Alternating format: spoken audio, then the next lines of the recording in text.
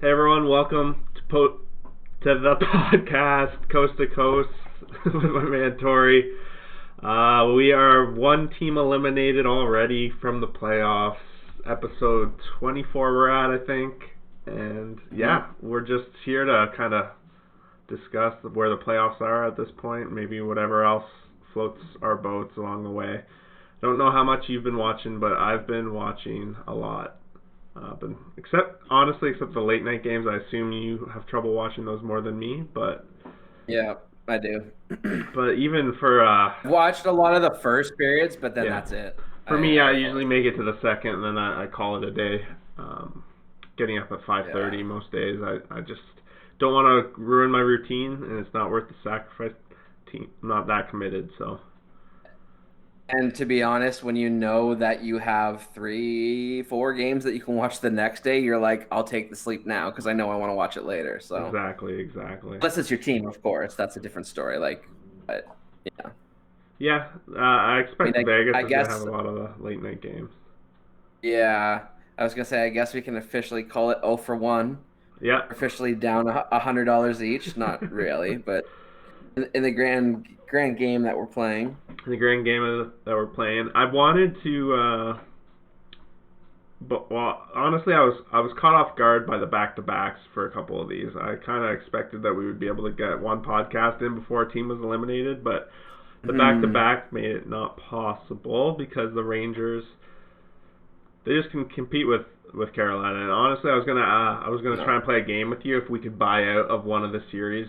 At the 2-game mark, what would it be? Because for me, the answer was I would have switched to Carolina because I watched. That's one of the series I've watched the most of.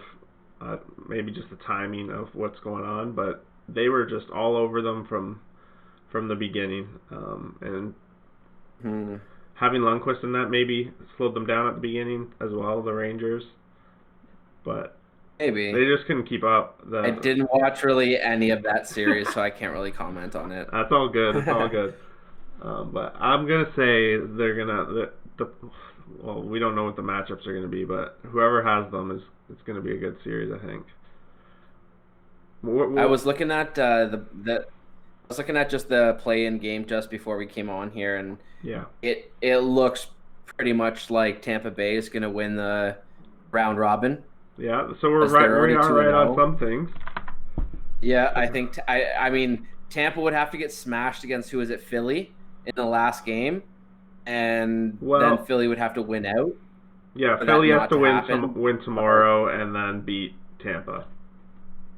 And you got to think Boston's going to be mad going 0-2. Washington's got the tiebreak because they lost in the overtime/shootout there. So, I mean, they have the tie break, so it looks like Washington and Philly are fighting for 2-3. It looks like Boston's kind of dropped to 4, and Tampa's kind of risen to 1. It looks like we kind of know what the 4 are going to look like. I'm not counting out Philly on winning it, though, still. They can still go 2-0. They could, but I'm just saying, statistically speaking, those are probably the favorites at this time. So how does that make your prediction look for the round robin? You liking it? What's your first impressions? For that round specifically, or just as the playoffs? Let's say, look, what are your first? You immediately went to the round robin because you said you were watching it. So let's just. I was looking at the standings. I wasn't. Well, I was watching Tampa and Boston there, but yeah. My take about that round robin. I don't really know what happened in the game the other day. Was it just that they played 2 overtimes? They decided to end it with a shootout. Is that what happened? I don't know because I never actually went back and watched it. But from what I understand, it was just regular with a shootout, like 5 minutes in the shootout. I don't know for sure though. I remember reading the shootout. I know it ended in a shootout, but I don't know. Yeah. The fact that you even brought that up, I was looking at the NHL.com app just under the scores, and it said two overtime.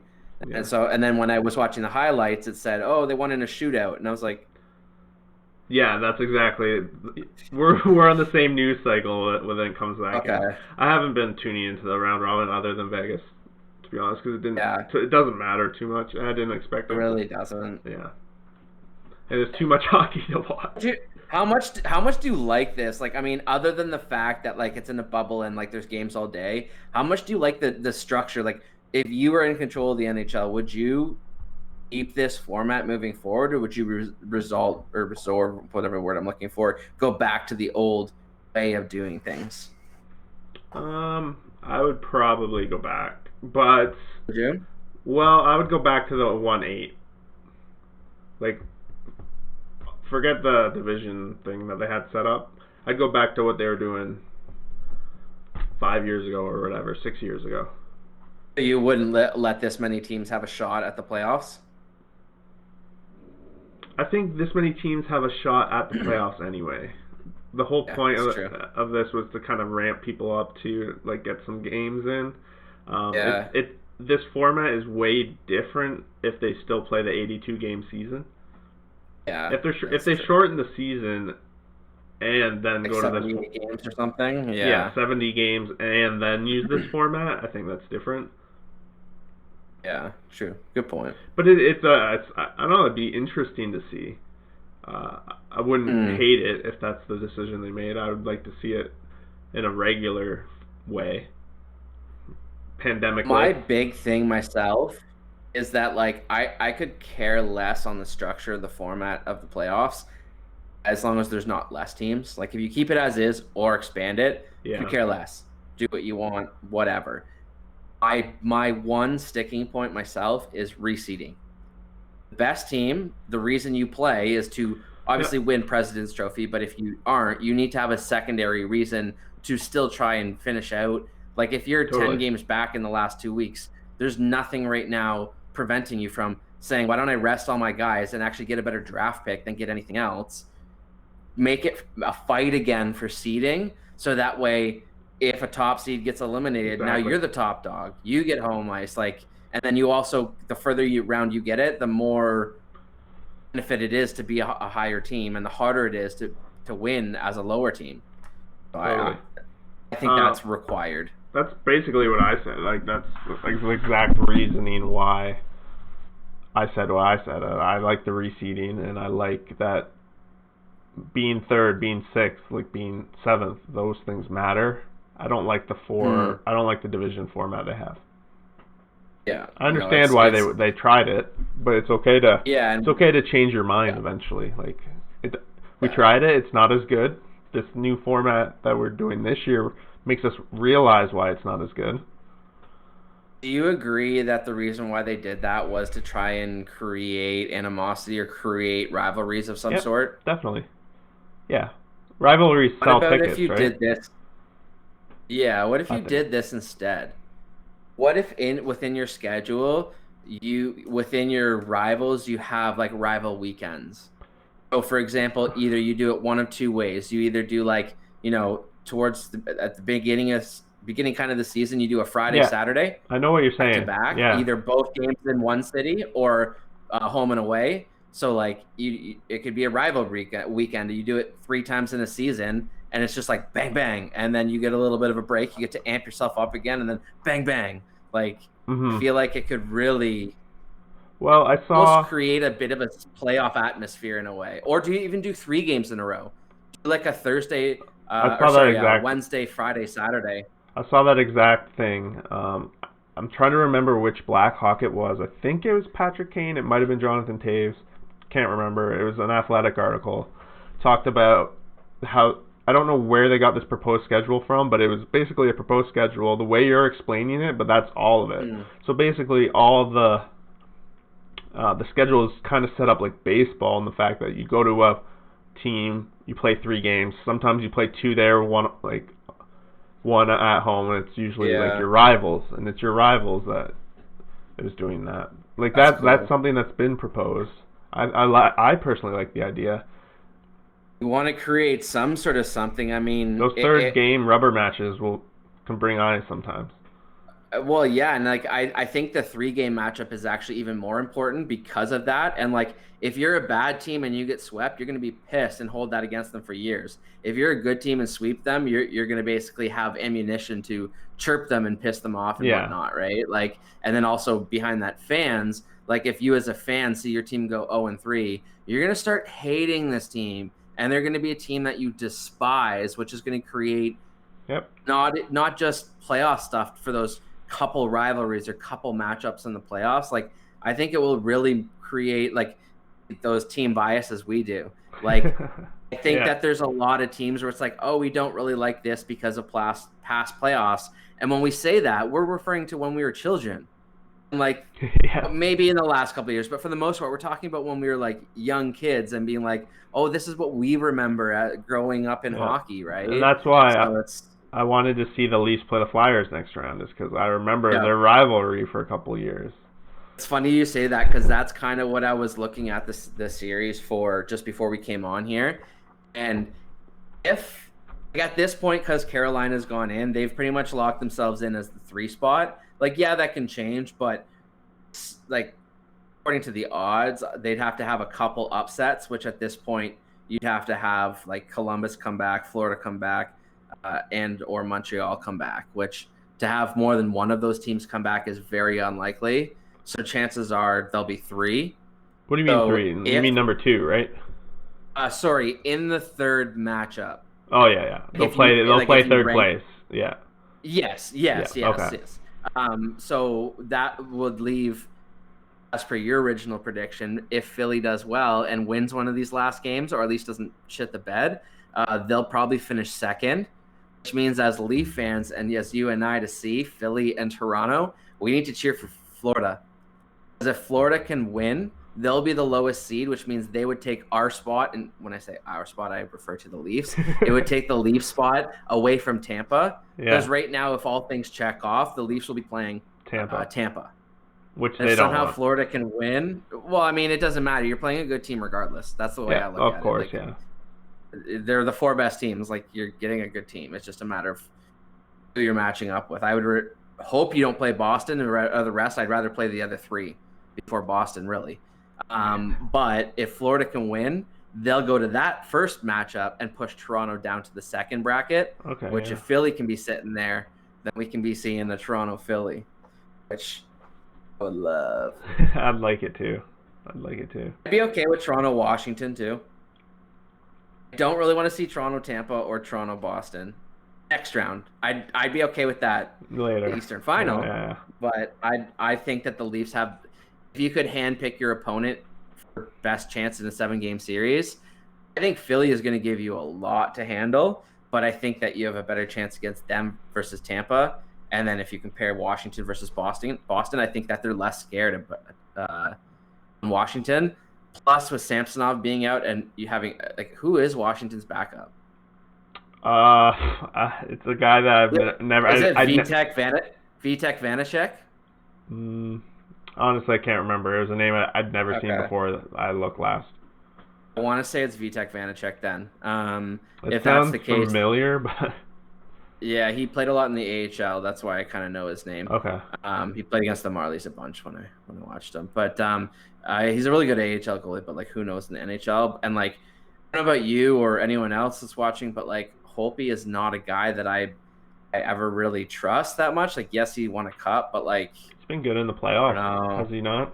In the years he past? has been, but he's just not one of those goalies where I think he's gonna be a stud for a long period of time. Like, I feel like he's playing at the top of his game, and after maybe, let's call it 3, maybe 4 more seasons, he could disappear.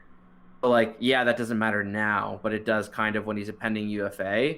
Yeah. He's just not attractive to me as like a goalie for my team. So maybe I just underestimate him in the playoffs. I feel like he's playing for a contract. But again, if I have to handpick the goalie I get to shoot on, if I'm the Leafs and the Leafs forwards, do you want to pick Tuukka Rask? Do you want to pick Vasilevsky? Do you want to pick Carter Hart? No, I'm with you. I'm with you with that argument for sure. Yeah. Do you want to touch on this Leafs series that's going on then? Because we're kind of... Sure. Yeah, let's do it. I I'm Have you been watching? How much have you been watching? I need some water, but how much have you been watching? for this series Yeah, Columbus I Central. watched probably 90% of game one and like 90% of game two. Okay. So like I when it's on, like I make a point to watch this one. There's a few series I'm making a point to watch. It's usually the day ones that you can't watch because you got other things going on. Yeah. For me I at least. luckily can. But Can't watch it with sound, but like I have it on and I kind of watch it and I can catch when they're like celebrating and I'll watch like the exactly. Well, highlight of the yeah, goal. But you can listen to it too if you're into that. yeah. But for this, I don't know. There's a lot of what I said in my original prediction was that game one was going to be like the decider, and after watching these two games, I don't agree with that opinion anymore because No, I don't either. game one was a top, like it was a hard fought game by both teams. Both teams had a chance to win. One team got the luckier bounce than the other that day. But in game two, there was a clear cut better team on the ice than the other, and it was the team that lost. It was the Leafs. They lost the first one, they win the second one, but I The thought Leafs need to make a statement here because the next game is as dumb as this sounds and cliche as it sounds. Next game is the most important game because Columbus comes back and they beat the Leafs and they're like, whatever, we just need to win one more. Yep. We did this to Tampa last year and we swept them. They can start getting that Yep. confidence, Totally. and then the opposite way, Toronto's going to get that seed of doubt. And oh, here we go again. Did this against Washington. Did this against Boston. Here we go again. Another team, and like that's what scares me, and that's why I said this series scares me. Is that like Leafs could come in and win the next two games, and we could come back and say like maybe they should have had game one, and maybe this should have just been a sweep, and Columbus was not even in the same game. Columbus could win this next game and make this a completely different conversation. Yep. That's what scares me. That's the downfall of the 5 game series is that if you fall behind 1-0, it's an uphill battle the rest of the way for the most part. Your tender has a one bad start or one bad bounce or whatever, right? Yep. Like, have you been watching the Arizona-Nashville series? Yeah, for sure. Saros has been having a couple unfortunate bounces go in past him. Oh, there was that crazy one off Duchesne's chest the other day, and then there was a pretty bad one today that hit the defenseman's skate, and there was another one today where it was a pass across the ice and it hit somebody's shin pad, I think it was, or shaft of the stick and bounced in. There's another one that hit the defenseman's pant and hit his underarm and bounced in, trickled in. That's like, yeah. Of all the series, the team that doesn't deserve to be up 2-1, that's probably the one. Coyotes they got outplayed the first game that they won, but they got outplayed the second game and had a little bit of life at the end. Maybe it carried over into this game, but they were getting outplayed this third game. Majority of the game. It was like 19 to like 6 in shots or something in the first period. You can see it in Ellis's and Yossi's faces. They're getting frustrated. It's funny because did you see the part where Yossi skated the puck in and he kind of got cross-checked down and Ekman Larson came over and cross-checked him?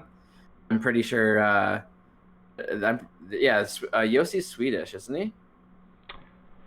Swedish or Swiss? Or Finnish, I don't know. I think he's Finnish. Either way, I feel like he said something to him, maybe in English, but in some he went over and clearly said something to him because it pissed him off. Yeah, you're right. Or Swiss professional. Yeah, Swiss. There you go. Swiss, okay. Yeah, I think he went over and said something to him. Usually, you don't see Yossi. Yeah, loses cool like that. Piss like that. Yeah. Kind of jumping topics here for a half sec. Did you see what happened the other day? Who was it? Jean-Gabriel Pageau, Islanders, when he faked to fight Brian Boyle. No, that's the series I've been tapped out of the most. Right. That's the one I haven't really been watching it either. But it's funny because Pageau, tiny guy, and then Brian Boyle, 6'7". Boyle was like, I guess, getting in his face and intimidating him, and then Pageau kind of went like that and like faked at him, and then Boyle like flinched back, and then he got all mad. And then you could see Pageau just laughing. He clearly knew, like on TV, you're giant. You just flinched at me, and I'm just half your size. Like Yeah. it was pretty funny. But Okay, yeah, I yeah, missed it's fun. out. You should check it out. It's pretty funny. But it's funny that you mentioned that you're pretty tapped out because I'm kind of tapped out on that series. If the games weren't on in the afternoon and I just had it on the background, I would forget they're even playing. To be honest. Yeah, like I think the NHL did, like they obviously put some thought into this schedule during the week. They got the two series that we both said were the boring series on either side. They got both those series. They always have them playing during the day. They're saving their high volume games for at night. They set up the schedule pretty beautifully. And when there's round robin games on, they kind of squeeze those ones in while other games are playing sometimes because they know they're not going to garner as much attention. I think that they've missed out on like there's a lot of complaints here in Toronto about how McDavid's playing at 10:30 every night. Yeah. Like I kind of get both sides of the fence, but like as the NHL, like should maybe throw him on an early game here and there. Just Yeah. so that like the East, like I haven't watched him play a single minute. And he's been playing amazing. I'm everybody, but a lot of people haven't. Yeah, exactly. Like it's unfortunate. I just can't stay up. So I mean, even one game, and you know how many people would be like, "All right, this is the one time they're playing at 4 o'clock your time or whatever." Yeah, 5. It's like they'll make a point of watching that game, right? And I think that they've missed out on a little bit of an opportunity. Yeah, they've been giving that prime Eastern spot to the Penguins game in the Habs. So yeah, that's the downside. If they, which makes sense. Yeah. For the biggest viewership in like 4 years. Said something crazy like that, which is nuts. Really? Yeah. With the playoffs in general? I think that they compared it to only to the first round. Oh, okay, yeah. I think like they're not saying like all inclusive playoffs, but I think that they're talking about like first round. Yeah, first round always gets the most watchers. Yeah. Which is also kind of unfair because in the first round there's a lot more fan bases that have their team in it, so they're watching their team. Yeah. And then as the playoffs go on, once teams get eliminated, they tune into other games usually, right? That's true, yeah. It's kind of a bit of an unfair. They got either way 8 extra teams to get viewers from. Like if somehow Montreal Toronto faced, you know that viewership would be just stupid insane. But it won't happen. You won't have to lose your money. It's okay. You can relax. The Penguins are going to pull this out starting in half an hour. Yeah, I was going to say, I think I'm going to watch that game, actually. Hopefully, and watch that on the computer. The Habs have been playing well. Like, it's not out of the realm of possibility there's an upset here. I mean, I'll say, though, that game one, that was pretty much Montreal's best game. And I think Pittsburgh knows that. Yeah. So I think they're just salivating and. Yeah, Malkin has been pretty much a ghost in the series so far. Yeah. So if he wakes up at all, then it's probably. Remember, I mentioned him a couple episodes ago. I think it was when I was just saying, in terms of guys that feed off energy, Malkin is one of those guys that feeds off the crowd, that feeds off people chanting or you know a big hit or whatever. And I just feel like. That could have something to do with it, and not saying it's going to last forever, but it could be one of those adjustment things where, like, you know, he's got to find, like, I'm not getting that fire I'm getting in. He's got to find a way to light that fire himself, or I wouldn't be surprised a guy like him to get that fire, go out and fight somebody.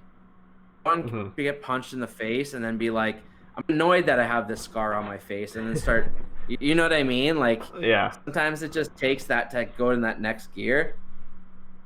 Not to switch back to Toronto, but one because I'm saying that Frederick Gauthier, he's a monster. He's a giant, like a gentle giant, which annoys most of the Leaf fans. It was funny because the other day on the radio, I think it was Carlo Koliakovo, but somebody was saying, if I was the Leafs, I would hire somebody, follow him around for the next week. This was before the playoffs started. This is just as camp was opening. Just follow him around and piss him off. It's like if he's walking around, he takes his shoes off, take his shoes and run away. If he just puts on a brand new shirt, go over and spill your coffee on his shirt. If he goes and just makes a fresh sandwich, go and knock it on the floor. Like just they're saying just do that because like go piss him off so that he gets to the point where he like actually wants to like dig in the corners and be like, you know what, screw you, you're smaller than me, I'm gonna push you around, instead of being like, oh, don't mind me, I'm just reaching around you. Yeah, he doesn't want to get a penalty though. Won't get in the lineup. Like I think for him, his last chance with Toronto, he's got to come back in the lineup, and Is he not? I don't really know. he doesn't have to fight. No, is he not Like, in the lineup? oh, he was taken out for Engvall. Oh, okay. Engvall's a better skater. I saw Engvall. Yeah, he. Okay. He played better. I at least noticed him from the games I watched. I didn't notice this other guy. I can speak on Gauthier a lot more just because I've seen him play probably, I don't know, 25 times live for the Marlies before he went up to the Leafs. So, like, he's just there's probably only been 2 or 3 times where I've ever seen him, like, turn around and, like, punch a guy. He'd be like, screw you, like, get off me, like, you're annoying me kind of thing. He's always just been like, oh, you tripped me, look back at, like, what are you doing? Okay. Guess I'll get up and back in the play now. It's just that difference of an attitude. And what was I saying last week? Oh, about Ekman Larson. Just about sometimes guys where they're like, oh no, maybe I'll just stay here because I'm comfortable. That's fine and dandy, but is that going to help you win? So like Freddie Gauthier, if you don't have that killer instinct, you might be a great fourth line center for the regular season. If you can't do it in the playoffs, you're of no use to anybody. Being a big guy like that, former first-round draft pick, if you want to find yourself as a career AHLer, playing like that. Mm-hmm. But more and more players need to kind of just show that, and I kind of went off a little bit, but Malkin screams that to me. Okay, I was trying to... That's where I started. Yeah. And no, it's just Malkin just saying that, like, a lot of times, like, Malkin has probably 6 or 7 fights in his career. No, yeah, definitely. Not too long ago. Heavily. But, I mean... I could see it. He usually needs that kind of fire, right? Like when he plays with that fire, he's clearly at his best at that time. So I don't know. It'd be interesting to see if he continues to get that fire, or if he scores a couple goals, maybe that will be it. But if he keeps, I saw a couple chances that he missed out on that where Price robbed him. So if he continues to not get goals, you may see him drop the gloves or do something in a different way, try and lay a big hit. However, we've seen Malkin try to lay a big hit and miss a little bit and take elbowing calls and stuff like that. So right. I'm okay with him going to the box. He doesn't. No, I was just gonna say, carefully he doesn't get suspended. Oh, okay. Go to the box. If you want to deliver a big hit and you get a 2-minute or even a 5-minute major, whatever, who cares? Yeah. But just don't get a suspension. Just don't get suspended. That's the main thing. Especially because at that point you're getting what, 2-game suspension, 3-game suspension. Yeah. So you're out of this series. Plus you might miss the start of next series, which is big. It's big. Okay, there's a series I really want to get your input on. I don't know how close you followed it with the Jets and the Flames. 1 sec, just before we go over the West, I just wanted to touch on something. I'm surprised we didn't touch it. Okay, I thought we were flip flopping all over the place. So we were going to, but yeah, just because I didn't want to forget about it and not come back and talk about it. But just the scary incident with Jake Muzzin. Did you catch that? Yeah, I watched it. Yeah. It looks like he's going to be out for a little bit, but they were just like comparing his injuries to some other people's injuries. And I don't know, are you a wrestling fan? Like WWE? Yeah. Yeah, I watched it a lot as a kid. Remember Edge? Yeah. You follow it in the last few years? No.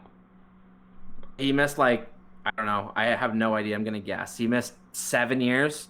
He retired for 7, 9, 11 years because he had brutal neck injury, but it was basically classified as a stinger. Okay. And they were saying that when they talked to Muzzin today, apparently he couldn't feel his like past his wrists and past his ankles, which is why he didn't stand up, because they were numb. Weird. So, like, he was just kind of like, exactly, like, weird. Okay. And especially for a guy like him, like, he'd probably, if his ankle was broken, he probably still would have tried to get up off the ice. He's a warrior, right? Yeah, he really is. Like, is. for him to kind of be like, maybe I'll just stay down for a second. That it was kind of just pretty scary. I heard that he had a serious back injury when he was a kid that almost made him retire at a young age. Okay. Like before he got into the OHL, which is actually what or CHL, sorry, which is I don't remember where he played, but apparently that's what WHL I think. But apparently that's why he was kind of a late bloomer, was because he kind of had a bit of a growth spurt, but also because he had a serious back injury. Yeah. So like I guess that was partial. They knew that. So with that plus what he said about not feeling his extremities, which is why the whole stretcher thing, obviously. But apparently he's walking and stuff today. But if it is a true stinger, the reason why I mentioned WWE and Edge is that that's like worst case scenario. So like if he is that what they called it? Like is that the diagnosis at this point? It's not, but the fact that like he had those symptoms and he's walking now, he's back with the team. Most likely apparently, thing. He's yeah.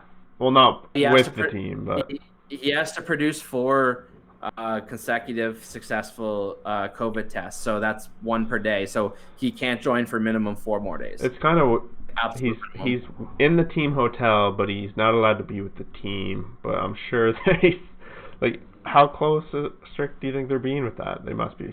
They must be, right? I think he's probably in a room by himself. Locked in his room for 4 days? Fuck, that sucks. Yeah, probably. Yeah, I forgot about that. I'm glad you mentioned that, and we circled back because I was strictly going to the other injury that we witnessed without. When was that? Mark Scheifele. That's why I was going to the Flames. Oh, yeah. Okay, yeah. That's why I was going to the Flames Jets. Yeah. What do you think about that? Did you see the actual? Did see it. There's absolutely no way that you can say he intended to do that. I think it's easy to say that he did, or that he obviously wouldn't have held up if he had a chance to hurt him. But obviously, like for anybody, if you're going to be like, oh, if you had the chance to slice somebody with your blade, would you do it? I don't think that any NHL player would say, yeah, I would take that opportunity. Like they're designing these socks and all these other things to prevent this kind of freak injuries. And like we've seen it, we see it all the time. Like the scariest stuff, Clint Malarchuk and whatever, where the blood's all over the ice in a live game. But like Mikheyev this past year, when he skated right off the ice and there's a trail of blood, like it's a scary thing. Like they're knives that they're standing on, really. And as the game gets faster, the collisions get a little more like. It's gonna freak stuff happen. I'm with you. I don't think it was intentional. It looked like he just wiped out, and he kind of. That's like anybody who's skated really fast and maybe on some bad ice or maybe outside where it's really cold, and you try to turn the wrong way that your momentum's going. You skip on the top of the ice, right? And you can when you watch it in slow mo and you see his ankle switch from this side to that side, you see it start skipping and then it gets up. So like he's trying to make sure that himself doesn't go into the board or break an ankle or so like should he have been going that speed in that position? Maybe most other players would have turned it down just a tiny bit. Maybe it is the first playoff game. It down just a little bit. Maybe it wouldn't have been an injury. So like and like I see the frustration in that aspect. People who are saying he did it on purpose, whatever. Yeah, I'm with you. I think having that injury though really hurt the Jets. It's pretty 100%. They're down 2-1 now. It's not looking good. I think they're done. Yeah. Unless Hellebuck's just goes crazy for a couple games here, but like they need somebody to go crazy, like Liney have a 4-goal game, or he's been out too. That's the problem. Liney's out? Yeah, he was out the past 2 games too. They lost him in game 1 too. Yeah. I don't know if he's coming back. Like he wasn't in game 3 though. And so it was him. They lost 3 players that first game. Him, Appleby. Okay. I think he's a defenseman. That's why that other kid was playing the other night. Like it's just it sucks because even in game 3 they got up 2 goals and they just hold it. Yeah. You just reminded me of other injuries. Sorry, just to jump back to the East there. I mentioned it earlier in our chat group. I was listening today that so if you're watching the Leafs highlights where Travis Dermott the puck and smacks it up the boards where Tavares turns and gets the breakaway. The reason why Dermott had that chance to smack it off the boards and why the turnover was because Werenski had the puck and he walked in and he had the perfect chance to take a little like snapshot and a good scoring chance. He's a high scoring defenseman. Why wouldn't you do that? And at the time in my head, I kind of took a point. Like I was like, well, why wouldn't he have blasted that? You got guys deep. He's an intelligent defenseman. He's an offensive defenseman. Why not get the shot? It's a safe play at that point on a safe, like a guy that a coach on a safe team that trusts him. So it screamed something was off. But today they were saying that there was highlights that they found where his wrist was apparently taped up.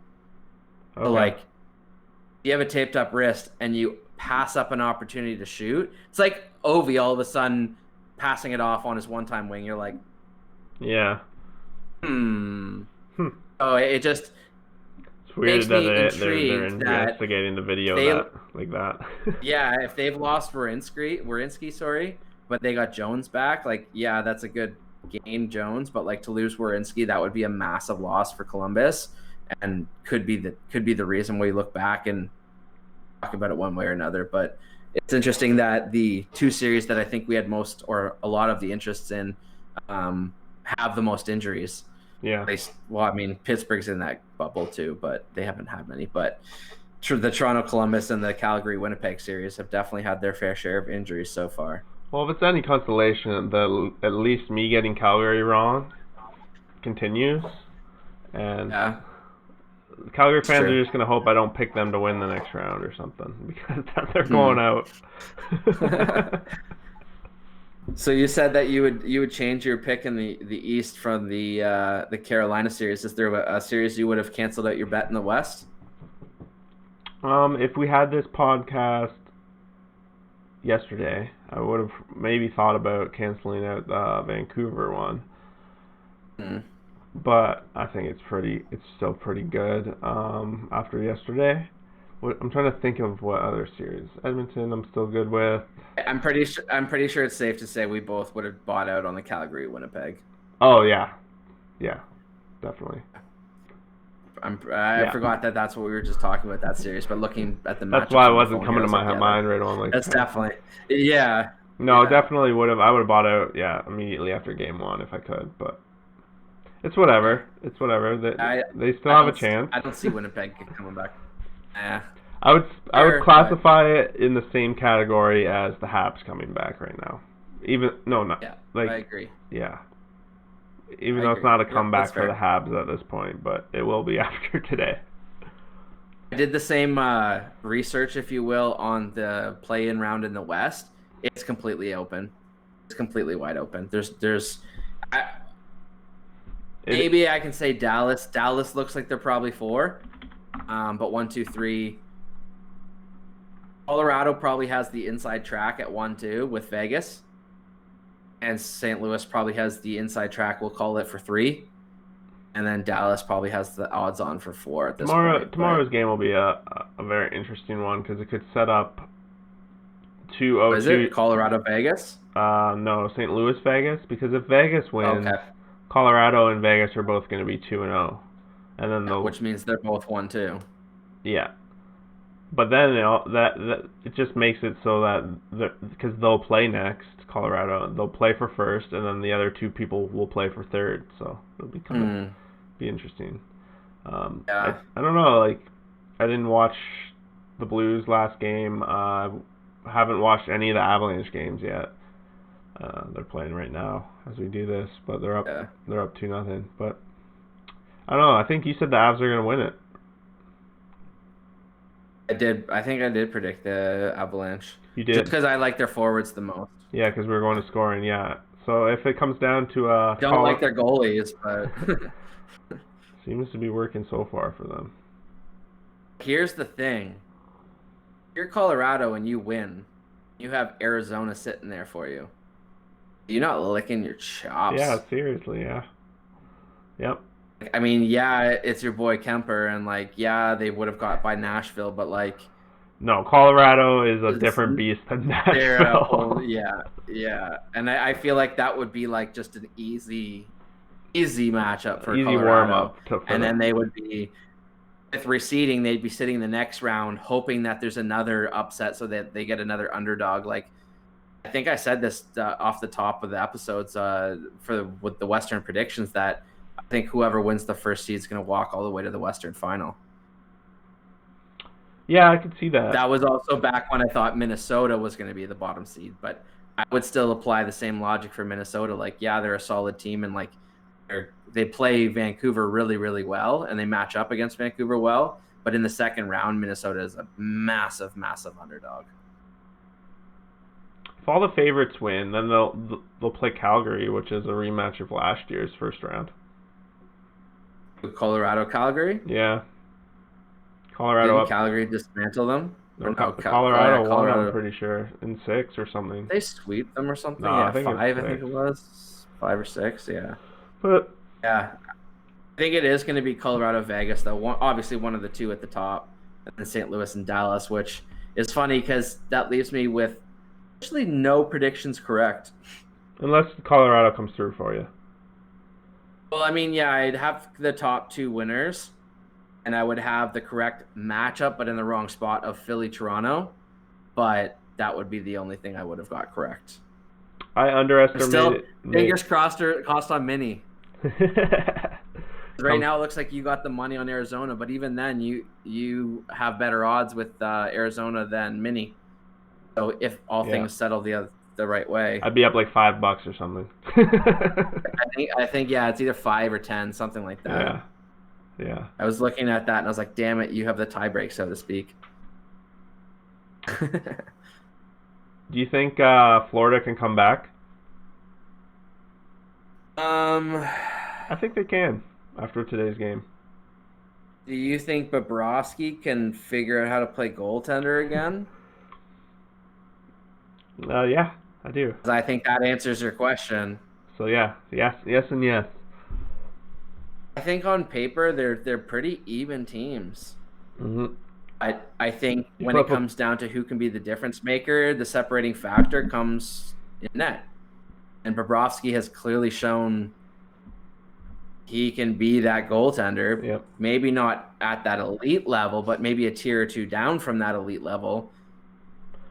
I think this game goes at least 5. The series. I'm giving Florida. I'm cheering for Florida right now. Yeah, me too. I want them to win. I was watching this afternoon, and when Hoffman scored the nice one-timer up under the bar, I was like, yeah! I was like, go Florida! Yeah. I'm cheering for them. I want them to go next round, just so that Toronto can play Philly. I want that so bad. I'm just going to wishful think that into existence. So I need to talk bad about the Leafs and cheer for Florida Panthers. This whole round is over by Sunday. Can you believe that? Yeah. That's like 4 days away. All this is gonna be sorted out. Yeah, it's gonna be crazy because in a matter of 24 hours, we're gonna have more things decided. When I was looking at the round robin play-ins, the NHL did it perfectly for the most part, how they strategically spaced out certain matchups and spread out the drama, so to speak, about... Honestly, I got to give them mad props for the way they've handled this. Because, we haven't even touched on it. The opening ceremony day, I really enjoyed... just the ceremonies, the video tribute that they had with all, the NBA players, Patrick Mahomes was in it, and just the BLM stuff, Black Lives Matter, all that stuff. I thought they did a beautiful job. A lot of people are upset about it. A lot of people, this kind of crap always divides people for I don't know whatever fucking reason. But I thought they did a good job, with the media and just the video. It was a very touching video. Got a lot of respect for me compared to other leagues, at least. Yeah. I mean, there's a lot of people that will say it's great talk. What are you actually doing? Where are your receipts? And I also think it's kind of unfair in a way. it's hard to say this obviously, but in a way like it's hard for parties to be like, well, yeah, why have you waited so long to get here? And now that you're late to the party, like hurry up. Yeah. But at the same time, you got to kind of respect that on the stage that they have and on the platform that they have, Hmm. they're doing what they can, and they're not just doing what some other sports are, They've where they're actually just like, created this. oh, we're gonna do this on behalf of that. They're actually getting input, and they're actually creating this alliance, which is not only for racial diversity, but also sexual diversity, and also like for males and females, and then all the other Mhm. genders and pronouns as well that struggle to fit within the normal realms of sport. And I think that it's a fantastic way to start. And I hope that in a couple of years, when we look back, we have a lot of things to talk about. And I have my respect and I have my hopes for them. Mhm. Um, it's also going to take some time as well, but they have a lot of money. They also have a lot of things they've already committed to. I'm not saying that that is something. I'm not saying that's an excuse. I'm just saying that when you've already have all these things committed contractually, you can't just exit them. You Yeah. have to still fulfill them and then do stuff on top.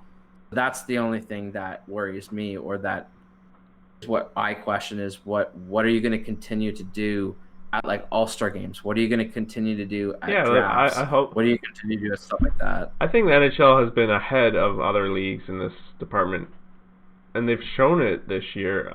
Was it this year at the All Star game or last year's All Star game when they started having women in the competitions?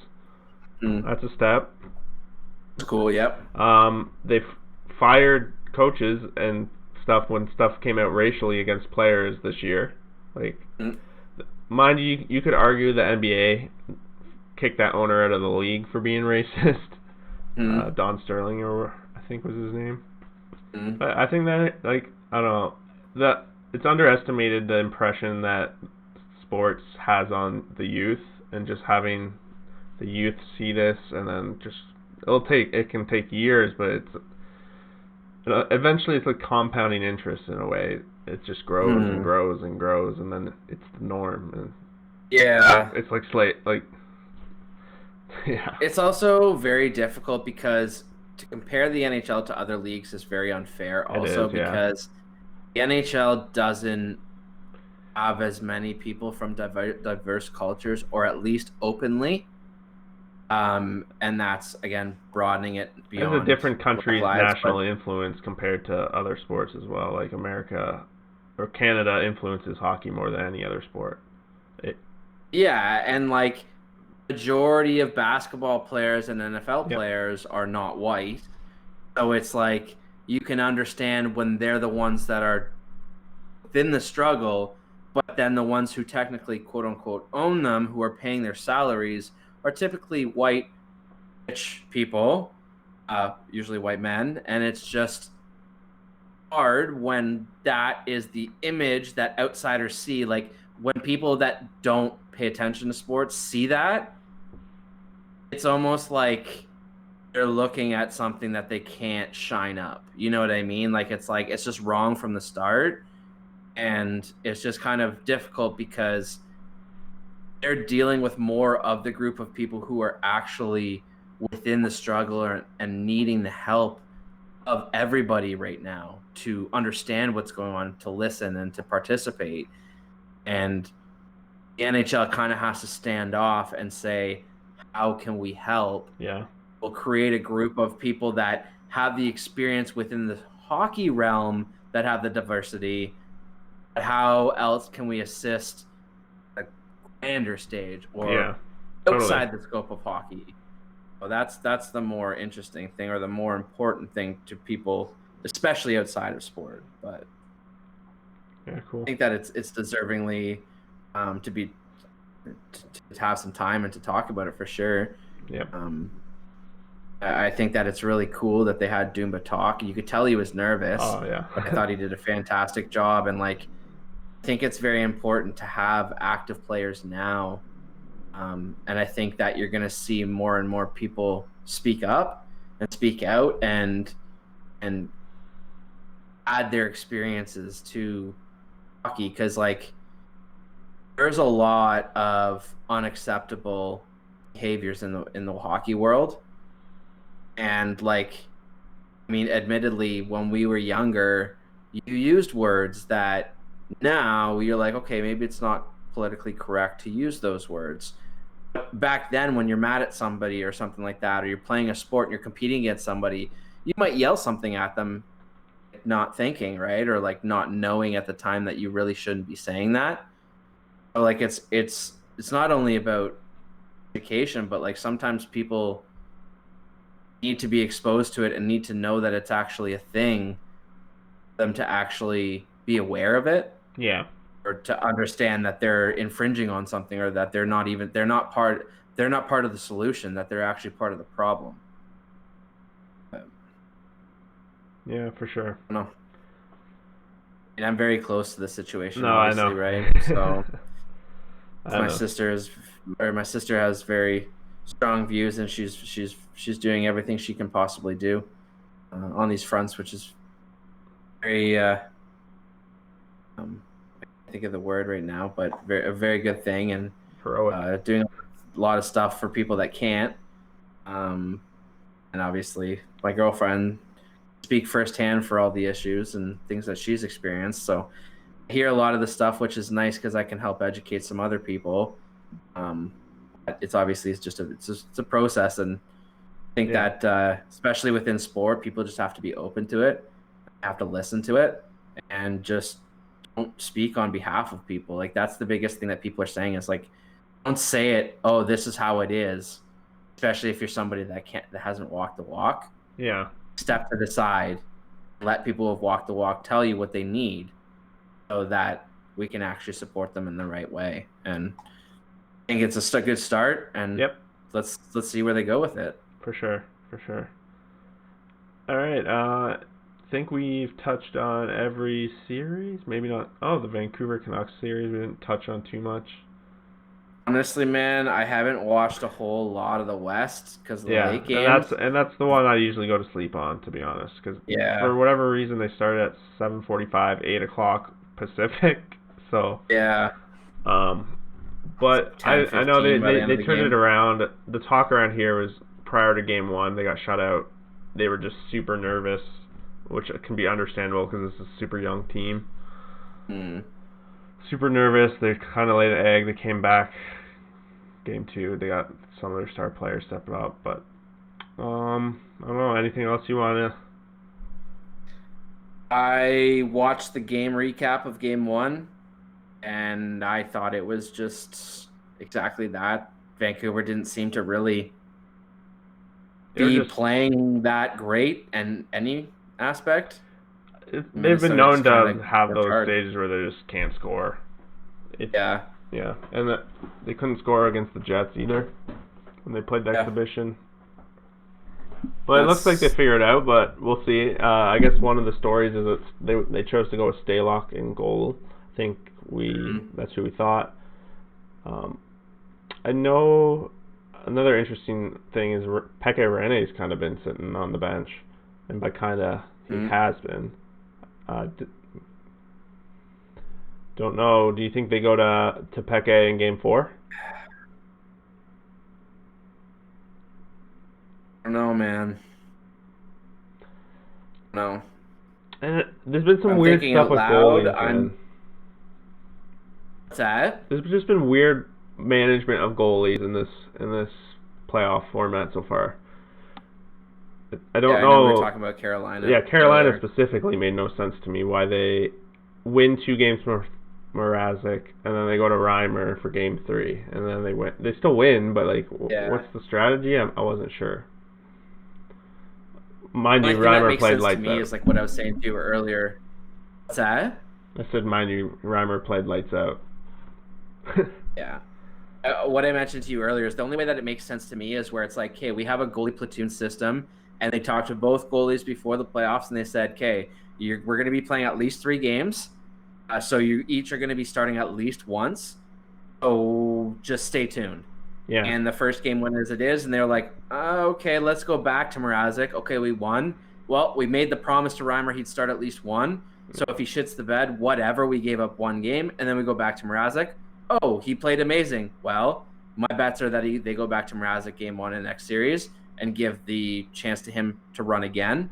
And in a series where they play minimum 4, Yeah. You're going to see the same thing, but 3-1. You'll probably see the same pattern. You'll probably see Mrazek in 1, Mrazek in 2, and then Reimer in 3, unless there's a back-to-back in there that we're not privy to yet. Yeah, that's interesting, and I could see it. And at the very best case scenario right now, both goalies are confident as hell. Exactly. Yeah. Which is only a positive, right? Right. I mean, that's the only way that to me makes logical sense. But other than that, I wouldn't have done it. But hey, I mean, if you made that promise and you don't want to upset other guy, you got to kind of do what you got to kind of do, right? Mm-hmm. So apparently, Ante Ranta left the game today too from the bench. Like he didn't play, but he's potentially may be out. Yeah. I heard he left. Some goalie. It's going to be these goalie situations. I assume. Do you think Edmonton goes back to Koskinen tonight because he got the win? I would. I would too. I was shocked. Yeah, I was absolutely shocked to see Mike Smith in net on game 1. Yeah. I kind of was too, but at the same time, Koskinen is known to kind of be really like weird with like being terrible one game and being amazing the very next. I just feel like they probably had like this weird feeling of being like, game 1, new atmosphere, nerves are up. Who knows how our team's going to play? Maybe we just keep him quiet for game 1, and then we'll bring him in. Yeah, I don't know. Quietly afterwards. I don't know. We'll see. But to answer your question on Pekka Rinne, I'm not a big fan on Saros, and he is a smaller guy. Yeah. Do those weird plays that I was referring to earlier that have got by Saros kind of unfairly against him go in against Rinne? I don't know. Maybe a bigger body gets in the way. Maybe. Yeah. I don't know. But done it before for the most part. How much time does he have left? If you don't play him, how engaged is he going to be for the last year or two playing in Nashville if that's what he's going to do, knowing that he just didn't play during this time? Yeah, I think they're going to go to Rinne. That's my guess. But they can go either way. Who knows? Maybe there's a reason he's not even playing. This is where my crazy magic nonsense would come into play. I would, in this situation, resort it to fate. And I would just be like, I would find some sort of thing. What's that? What do you mean by go to fate? Like either I'd flip a coin. Oh, okay. Or I would ask somebody to put each name in an envelope or something, and I would come back. I'd go and have lunch and come back, and at the right time I would just go walk over and I'd pick an envelope and give it to the coach and be like, open it and tell that goalie who's starting, but don't tell anybody else or whatever. I would just do something like that where it's like has nothing to do with whatever, but just fate will tell me who goes in why net. Aren't you the GM, Tori? What the hell?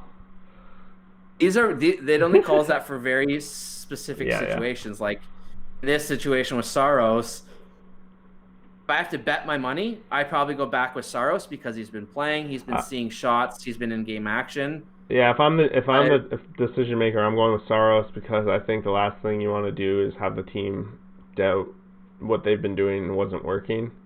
So run the same thing because they've been the better team. So they should keep. That's what I would do, but I don't know. Some of these decisions, like I said, I don't understand, and that's why they're. But I mean, if maybe the team, if you're the coach and you're getting a sense your team is too comfortable, in front of Saros, and that they play harder or they block more shots, or maybe they're less comfortable, so they play a different way in front of Rinne. Yeah. Maybe that's what you need to do to kind of just spark it up a bit. Like sometimes it's not about like you think you're actually going to win the game or your chances are better. Sometimes it's like, how am I going to make my team react in the appropriate way? And like I would say out of every 10 games, the decision on your goaltender impacts the game maybe 3 times. Yeah. 4 times. A lot of the times you could have either of your goaltenders, and I'm speaking for any team, play, and you probably come out with a similar or the same situation. Might not be like the same, 6-2 win. It might be a 3-1 win in that same instance. But I still think for the most part, with most quality of most teams, I think that a lot of the time the goalie doesn't matter. So I think that as the coach, you have a better feel on your team and how they react to certain goalies. Yeah. Like I know for myself, a couple of times back when I played some hockey, my dad was the coach, and he would do that sometimes for our team. He would put in the goalie that like you clearly knew was the B goalie, but sometimes we were not playing well, and he'd put that B goalie in against a good team, and all the players start thinking like, Coach, what are you doing? Like, you're not giving our best chance to win. But then it's like, well, it's up to you guys to make up the difference, right? Yeah. So sometimes doing things like that can make the difference from a Nashville down 2-1 come back and win that series. Yeah. From something that really didn't matter. But yeah, I think you nailed it right on. The goalie's seeing pucks. He's in game action. They're the better team. They've had some unfortunate bounces. You don't want to tell them that it's not working unless you have that feel as the coach and you think that's what they need. Yeah. But neither of us can really say that for sure. No, we cannot. All right, when do you want to do this next? I don't know, man. I think we should do it before next Wednesday because we're going to have a lot to talk about if we wait. Because I don't know. When's the next round start? Do we know? I'm assuming it'll start either Tuesday or Wednesday. Oh. Probably. They'll have one day off for sure, so I'm assuming they'll probably start Tuesday. So probably, I don't know if you can pull off a Monday, and then we can do some predictions and stuff. Yeah, I want to do something kind of a bit of a wrap up, or even do a quick wrap up and then do a separate episode even for predictions. Yeah, like predictions too. We could do 2 quick episodes or kind of like 2 segments. Yeah, I just stopped recording. Yeah. Kind of like what we used to do for fantasy, right? Yeah. Yeah. Do that. Let's do that. Okay, well, let's shoot for Monday then, because that's likely the day we'll need to do it. Maybe I don't know if Sundays, if it's all wrapped up by then. I was just gonna check the NHL schedule to see. It's over by the end of Sunday for sure. They haven't decided any of the next round yet. Oh, okay, yeah. Yeah, so they usually have 3-ish days between. What? So I wouldn't be surprised if the first game. They only. If I had to predict, Wednesday will be the first games. Wednesday? Probably. Okay. Probably take Monday, Tuesday off, and then the first games will probably be Wednesday, Thursdays. Like the first game ones of the series will probably be Wednesday, Thursday, and then Friday, Saturdays, and then Sundays you'll have 2 games in for the series. I would take that bet with you too. Yeah. Okay, let's do that, and then we can continue our game and see how much money we lost, because I think we're gonna do terrible. I don't know. It's starting to turn the table on some of these, so it's turning around. It's turning around. Our teams have been winning after what awful start. We both started 1-7. Yeah. I think that one came after the 7 losses. We started 0-5 or 0-6 or something like that. 0-6, and then I got the Coyotes win before you got the Wild. So. Oh yeah, that's true. Yeah. All right. Let's wrap it up. Okay, man. Take care, man. Later. Bye.